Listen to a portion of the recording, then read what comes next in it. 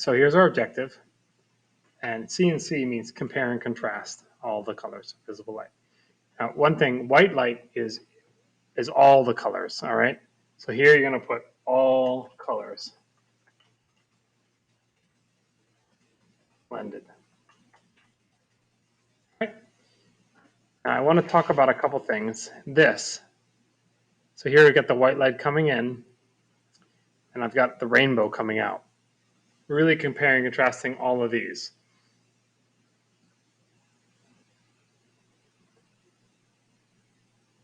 And I also want to talk about these lines.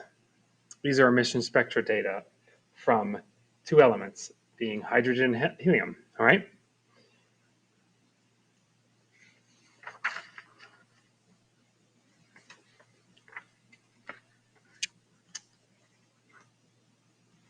So visible light, this is the diagram I want you to get down. Visible light can be broken down into these colors.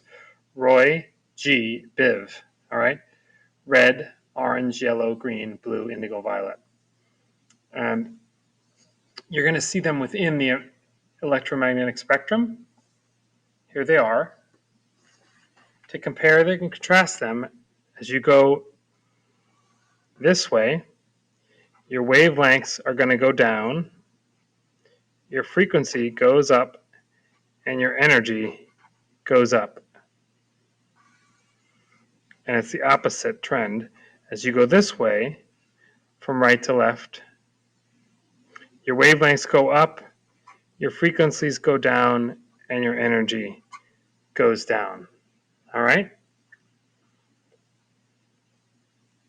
So this whole thing is what I want you to have down. All right?